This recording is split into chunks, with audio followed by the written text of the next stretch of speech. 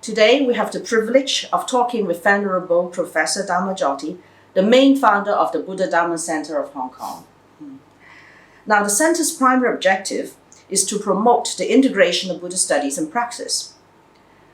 As part of the mission, the centre is offering academic programs from Postgraduate Institute of Pali and Buddhist Studies at the University of Kelaniya in Sri Lanka. Now, to date, the centre has actually got nurtured through over 350 students from all walks of life, and they all have one communal interest, and that is to learn firsthand from world-class scholars in Buddhist studies. The centre actually today has already got 54 graduates in the MA program and also 17 graduates from a diploma program. Adding to that, we have 7 students in the PhD program, and one has already submitted his thesis and due to get his degree very soon. Venerable Professor is the Chairman and Academic Director of the Buddha-Dharma Centre. He was the Endowed Professor of the Centre of Buddhist Studies at the University of Hong Kong.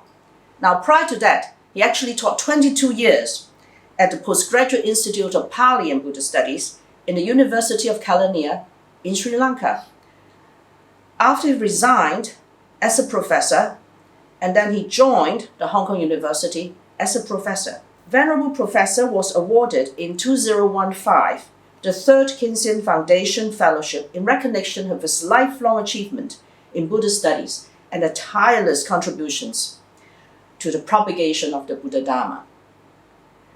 Now, currently, he is the Chair Professor in Buddhist Studies at the School of Philosophy in Renmin University in Beijing, in China, and he is also Director Emeritus of International Buddhist College in Thailand.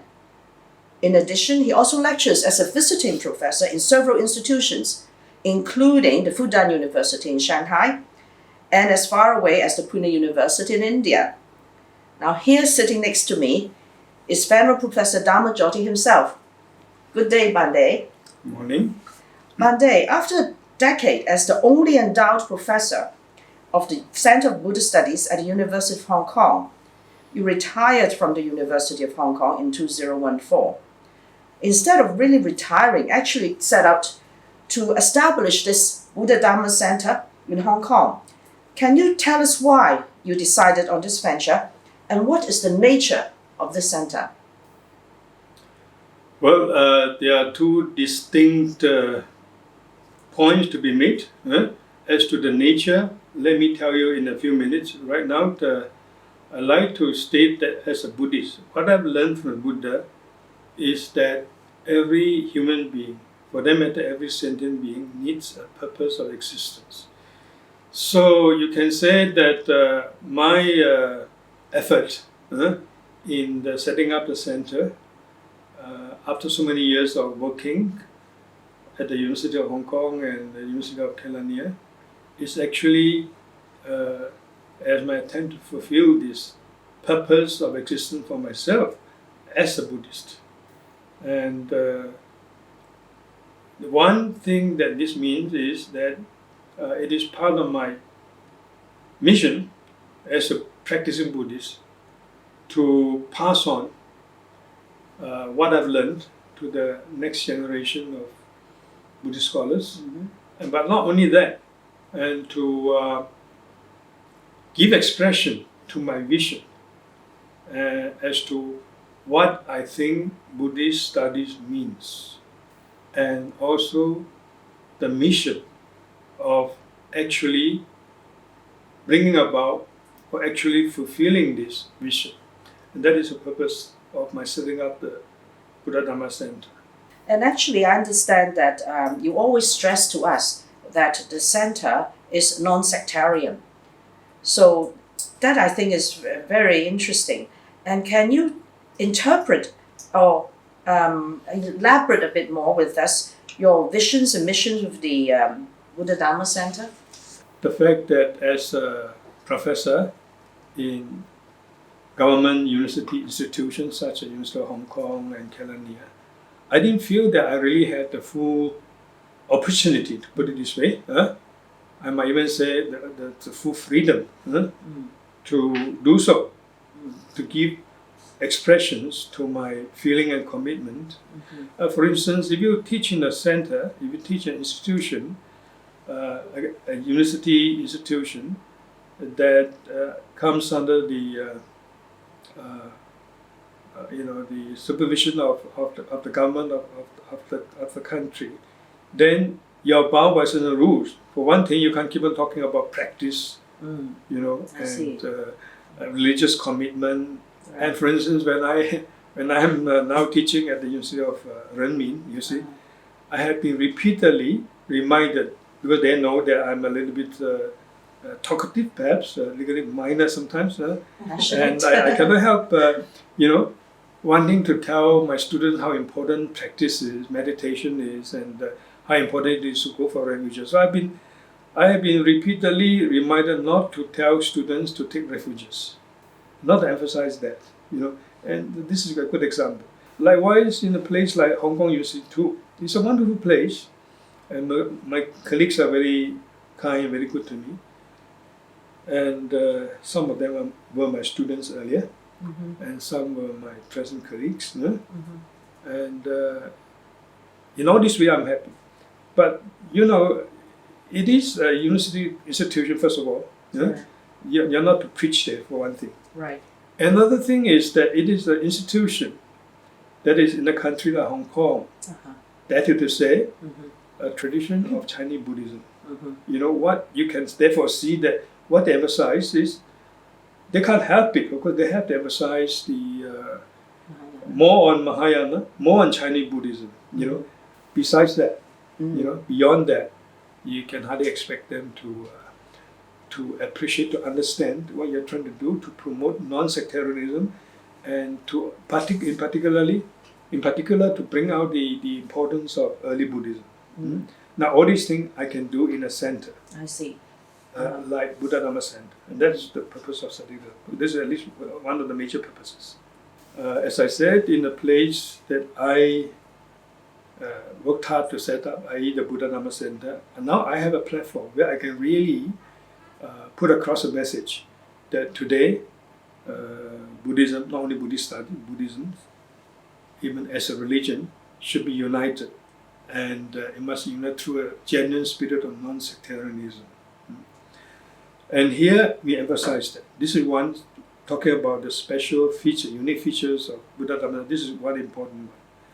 And I can do it more, if you like, more honestly, more from my heart than I could in the other institutions that I have worked.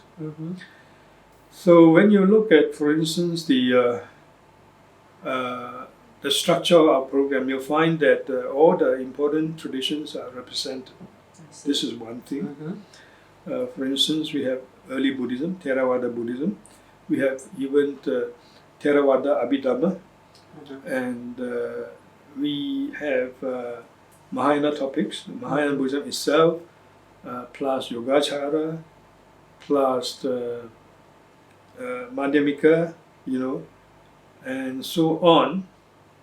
And we have also Northern Abhidharma, mostly taught by myself, but by other scholars also in the Chinese medium. And this is one thing. And then we have Tibetan Buddhism, you see. And then we have the very important emphasis on the history of Indian Buddhism, which I believe should be taught to give a proper perspective of the evolution of Buddhist thoughts. And that will certainly help the students to understand that the Buddha-Dharma, that is to say, the teaching of the historical Gautama Buddha is non-sectarian. Buddha never set up to found a school of philosophy as such. He was not a philosopher. Less still to set up all the different sects that we have today, you see. Bande, I understand that you have put a very important emphasis on the languages that we use to understand Buddhist texts like Pali, Sanskrit, and Tibetan and ancient Chinese. I also know that you have been offering language courses in your MA program, which in Sri Lanka they have not done before, and actually they take after what you have proposed, and now it's part of the integration of the program. Can you elaborate a little bit more on that? Yeah, we are emphasizing the importance of training students to assess original text. What are we doing in more concrete details? For Pali and Sanskrit, in fact, we have 3 courses, not 1. Okay? Right. Firstly, we have Pali readings 1, that is the grammatical foundation. We train them in grammar. And for that purpose, I produce a textbook. First of all, we need to have textbooks. Right. There aren't good textbooks in Hong Kong or even the whole world on these subjects.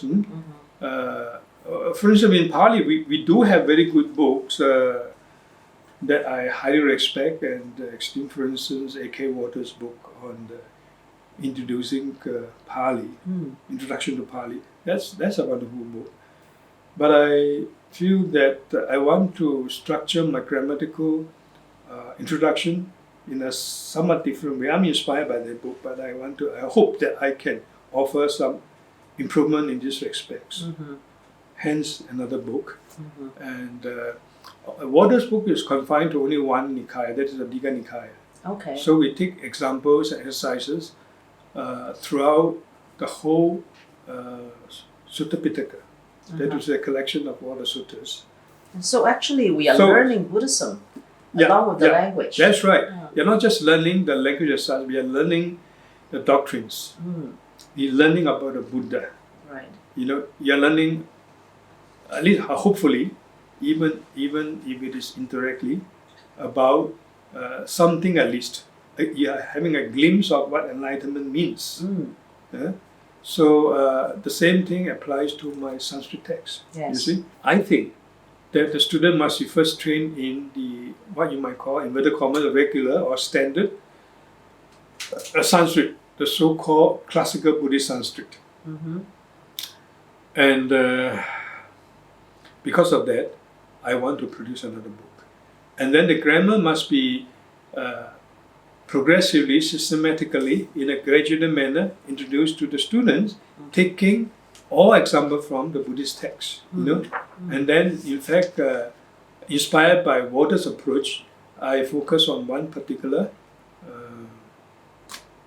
type of literature, in fact, one particular type of text called the 8,000-line Prajna Paramita. Wonderful. Yeah, that is to look after the question of homogeneity in terms of material, in terms of expressions and idioms and so on. You see.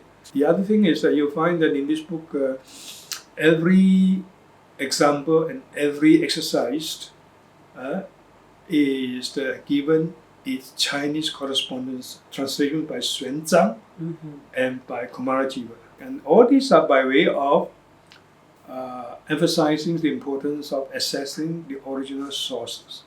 And also by way of emphasizing non-sectarianism. So I hope that through this way of teaching, students come to appreciate Buddhism as a whole, not just one single tradition, so not just Pali Buddhism, or not just secret Tibetan Buddhism, and so on, you see, or not the Zen Kung An, only. And I think one thing is that it will make Buddhist study much more interesting, very enticing, much more rewarding. But more importantly, the message of non-sectarianism can be much better conveyed and appreciated. That's what we are doing here. For Pali, we have Pali 1, which is on grammatical foundation, Pali 2, which is on reading Pali text. Right. And I teach these two courses myself.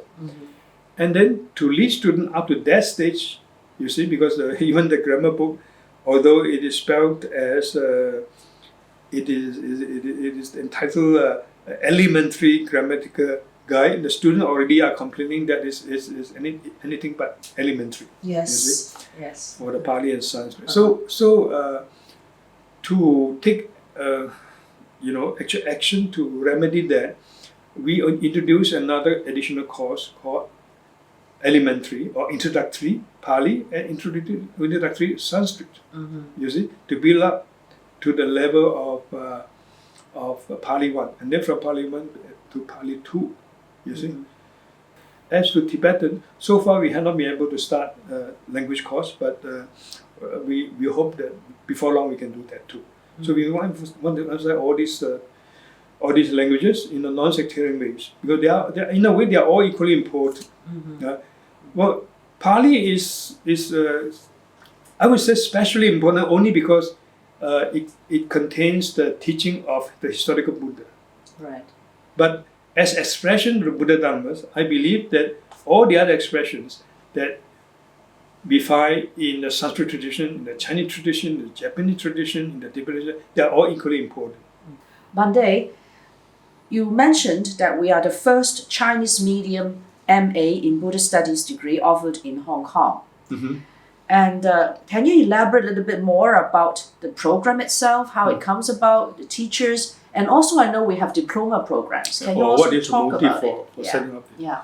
I still want to continue the English medium MA course, and very soon, I hope we're going to start a diploma program in the English medium also, because the English medium Buddhist studies is extremely important for Buddhists. Buddhist scholarship is still not, I would say, not esteemed enough internationally, and one reason is because of the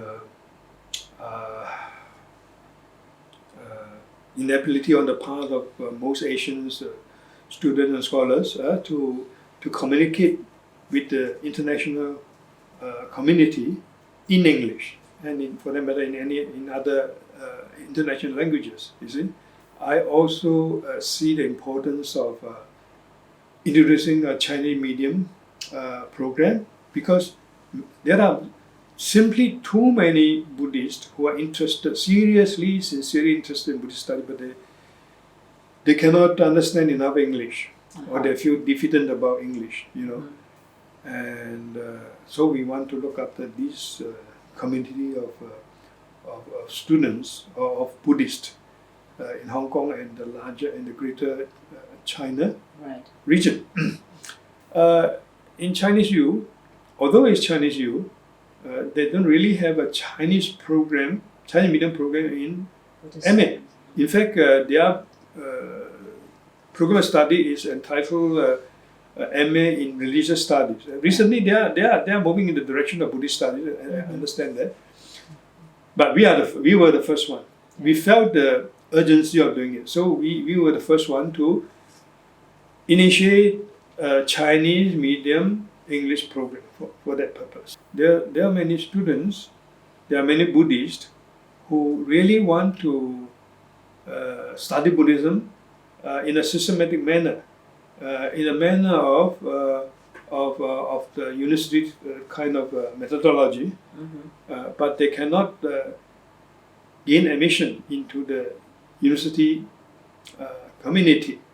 But there is one program that can help them, that is the diploma program.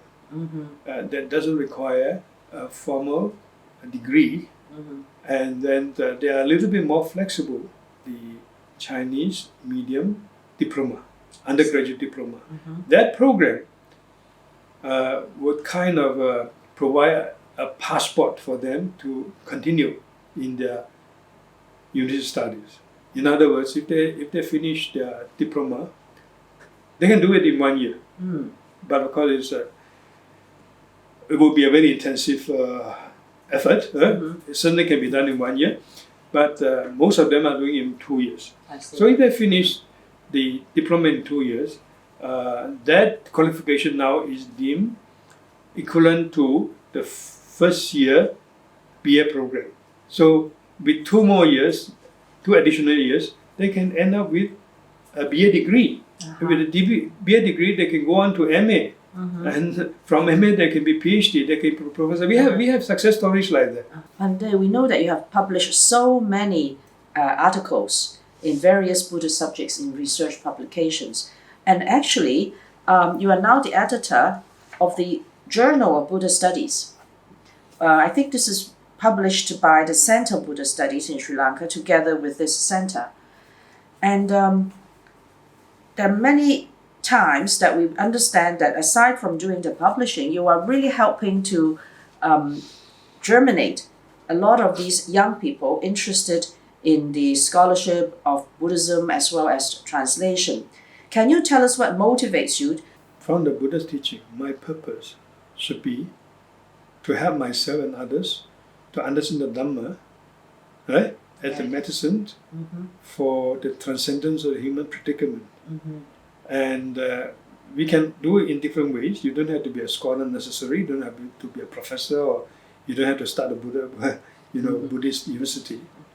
So we can do it in all different ways. So for me, perhaps partly karmically, and also by other reasons, and I happen to have spent more time and energy for my own study and understanding of the Dhamma. So one of my important purposes of existence is to now impart whatever I have learned, whatever little I have learned, to the future generations. Because I feel that scholars, whether young or old, from the Chinese Buddhist communities, have not been able to gain a place, right, in international Buddhist scholarship. And one major reason is because, firstly, they don't have a means of communication in an international language. I've just mentioned that just now, Right. particularly English. But secondly, also because most students, you look at China, look at Taiwan, look at Hong Kong, look at students from Malaysia, Singapore, all these places, they lack the ability to access original text. In other words, they are not proficient enough. You see, in the canonical languages, Pali, Sanskrit, classical Buddhist, and Tibetan. We want to emphasize that. You see, and that's the reason, as I say, one of the important reasons why we want to set up this center. And that answers the question why I'm working so hard. Because this is something lacking. Van Day, earlier on you have mentioned to me that you are very inspired by Xuanzang, of the spirit and the scholarship of the great Chinese monk. Would you like to elaborate a little bit to us about the program you have in mind, especially in relation to Abhidharma translation? Yeah. I'm emulating Xuanzang. In a very humble way, of course. That is not to claim that I'm up to such a high level like Xuanzang's achievement. No. But I think in our own humble ways, we can emulate him. And he deserves to be emphasized in modern time among the Chinese. And I hope I'm setting up an example. Right? And there will be many more brilliant Chinese scholars who can do it much better than I'm doing now. In modern time, the Chinese Buddhist scholarly communities do not occupy an important place, a place of respect among international Buddhist scholars, you see. And but in the overall history of Chinese Buddhism, we do have a very, very great exception. That is the exception of Xuanzang. Xuanzang's scholarship and achievement is highly appreciated even today by the best of Western scholars. I have read some of the top scholars, like people like De Jong, and who says that Xuanzang is a very great Sanskritist. And then another example is that we know the translator of the Abhidharma Bhashya, the Belgian great scholar called the Catholic father, De La Vallée Poussin, and of course his student, Father Lamotte. They were inspired by Xuanzang and Xuanzang's achievement. And when Poussin was translating the Abhidharma Bhashya, which is a very difficult book, at the time he didn't have the Sanskrit manuscript, of the Bhashya. Father Hussein finally decided that he should base his translation on Xuanzang translation. Yeah. And today, when already now, after around before the 60s, in the late 50s, we fortunately finally got the text edited in India. That is the text of the Sanskrit original of the Abhidhamma Bhasha. And today we have the text. When we look at the text and look at Xuanzang translation, you'll be so surprised that Xuanzang has understood so well, mastered the doctrine so well, and mastered the very intricate points of Sanskrit language so well, and it's just inspiring, it's just amazing. Now, how did Xuanzang train these younger generations? He didn't have time to be a professor in any tertiary institution. He spent all his life translating these texts. Yeah?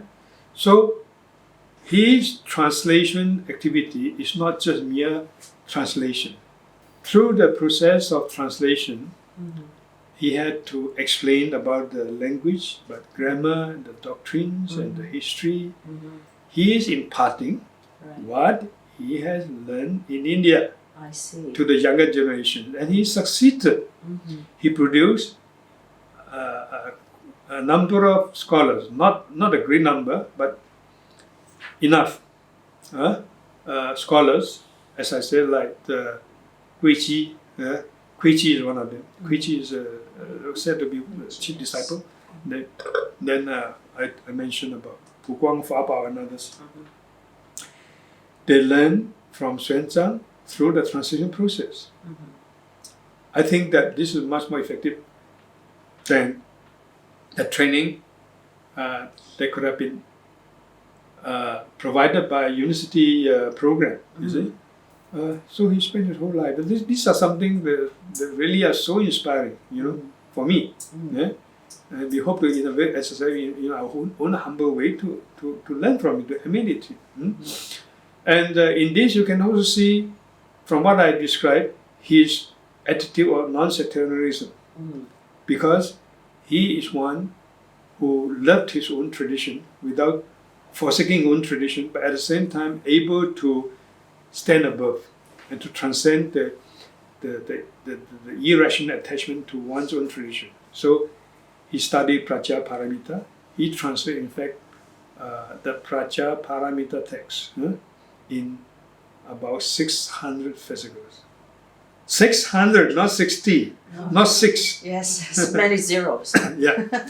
Xuanzang did not mean, Venerable Yin Shun did not mean that going back to Indian Buddhism doesn't mean giving up Chinese Buddhism. In fact, we should use what we can find in the original traditions in India, in the original text in India, the valuable things to substantiate, to enhance, you see, and to further glorify the Chinese tradition, Chinese Buddhist tradition.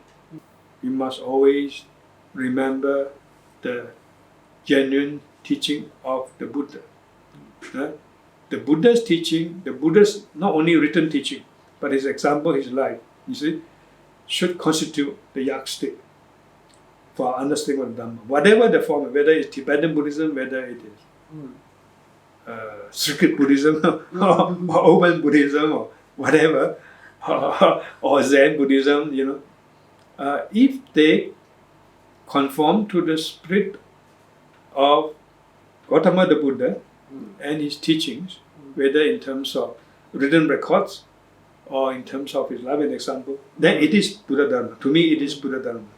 You mentioned that you are emulating Xuanzang. Can you give us a concrete example how you were inspired by him, that in your practice of training the young scholars in that direction? First, to give you an example. Now, I wanted to train the young Chinese scholars in Hong Kong and China. And I used to have a class, for instance, that is not advertised. You might not have seen it, for which I invite, it's not publicized, I invite students of mine who have studied Pali and Sanskrit under me for a few years, you see. we have a special class of what we call advanced Sanskrit reading.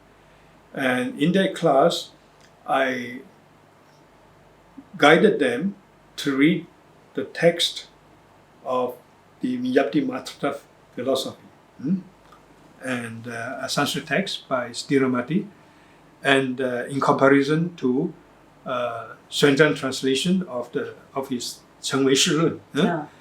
Not quite the same text, but the contents are similar. And also, of course, the Tibetan version also. So it was a very intensive class. We don't charge. I don't charge anything. It went on for many months until I went to China to start the lecture program at Renmin University. So now it is temporary pause. I hope to revive them. You see, that's the important part of the purpose of this Buddha-Dharma Centre. Not just to offer programs. In this connection, you might have noticed that many of the courses that we do here, in fact, were not part of the original program structure of Kelaniya. For instance, Kelaniya never have, the MA program I'm talking about, never have courses in, language courses in Pali. We have Pali 1, Pali 2, Sanskrit 1, Sanskrit 2. They never have courses like this, and we do. And also they don't have courses like Tibetan Buddhism and Yogacara and so on. I taught Yogacara a little bit there, but in a very introductory way. But here we go into depth in different aspects of Yogacara and Madhyamika. So now I have all this. I had to write proposals, and this proposal had to be submitted to them, and then step by step approved by the different communities at different levels, and finally they become integral part of the MA program. So this program can now even be taught by them, you see, and they do appreciate, and I appreciate also their understanding and cooperation. So anyway, become integral parts of their program, or of the MA program. This is all by way of teaching, of training our students here in a non-sectarian way, and also in being able to access modern languages. And as I said, the other one is the one I've just mentioned, that advanced Sanskrit training program. You spend the effort in producing this, this volume on Sarvasti Vada Abhidhamma. Because you look around in the world, there aren't many books on Northern Abhidharma. I say it's very important if you want to understand Mahayana, for instance, the Chinese traditions. You really must go to Sarvasti Abhidharma. Or this is in a way the kind of a foundation, you see, for later Buddhist thoughts, and for especially I would say the Mahayana thoughts in China. But unfortunately, very few scholars have devoted the time to this tradition. I have a lot of materials. Even Yogacara, I have been thinking of writing a book on Yoga doctrine. I simply don't have the energy or time. My hope, in the future. So I was talking about that advanced Buddhist Sanskrit class. You see? As another project, I've been hoping to start is to, in that case, to get a selected number near me who have the ability to translate Xuanzang's work primarily, but not just confined to Xuanzang's work, but primarily Xuanzang's work from Chinese into English, but not a simple translation from Chinese, but comparing carefully with the Sanskrit and even Tibetan material where available, And in that process, this is what I mean by emulating Xuanzang. That is to say, training the student through the whole process of translation. It's not just a translation project. To translate the text of Xuanzang, you can't do it in 1 or 2 months. Right. And often you can't do it single-handedly. I have translated a lot of bits and pieces, in all these books. It's a serious procedure. And I need the cooperation of others, my students, my colleagues, and so on. It's a project. They don't realize that, even if you donate 1 or 2 millions to me, I can't promise you that within 1 or 2 years I have to produce 10 book translation which are translation of Xuanzang. How can I do that? Nobody can do that. If someone does it like this, then it can't be a good look. First of all, you need a place. Only now we have a more relatively stable place. We don't even know how many years more we can have this place. We don't have a build-up fund. We survive from year to year. Fortunately, we have some kind sponsors. So far we have been able to come to this stage. But beyond this year, what is going to happen, I don't know. But at least to do that, I do have a stable place, right? So the ideal place is if there is a center for me, and I don't have to worry about rent, right? I can live in, and my students who want to learn from me and who want to do the translation for me, they have a translation bureau kind of, to work with me, and not only just as mere intellectuals, they can practice Buddhism. You see? Bande, we have a lot of very interesting information that you're sharing with us today. Are there any other thing you want to add with regards to your vision and mission going forward with the Buddha-Dharma Centre? The reason why I named this place as a center, not an institution, I should have explained that at the very beginning. In fact, when I was studying this place, my well-intentioned students who supported me, they are wonderful students from Hong Kong U, they say, you should start higher institute of Buddhist studies. And I said no. Not only because I want to be humble, but also because I want to emphasize that it's not just an academic institution. I shy away from that. I want to emphasize that it is a Buddhist center, which means that it is much more than just studies. And in fact, the primary purpose is the integration. I think you have mentioned that in the introduction, integration of Buddhist study and Buddhist praxis. I need a center like this. I need a platform like this. So I call this, therefore, instead of titles like, a College of Buddhist Studies or High Institute, I humbly call it Buddhist Center, Buddha-Dharma Centre. Buddha-Dharma, not Buddhist studies, not Buddhism, Buddha-Dharma. That is emphasizing the non-sectarian attitude and the importance of learning from the Buddha's, the historical Buddha's written teaching as well as his life and example. Yeah, and I hope that in future we want to put across this message more efficiently, more effectively, and make it better understood by our supporters and our students. And also because we are fully affiliated to a government university, national university in Sri Lanka. Again, we have to comply with their rules and their institutional requirements, But we do want to, where possible, to kind of break through, to cut through all this, and to make it a place to help more and more people who sincerely want to study Buddhism to come in, to have a chance to come in, you see, to study. So this aspect of going more and more towards less and less institutionalization, I think, is one important step in future. So thank you, Bande, for your sharing with us, and we look forward to seeing your plans for the Buddha-Dharma Centre in the future come to fruition. So thank you very much for your patience.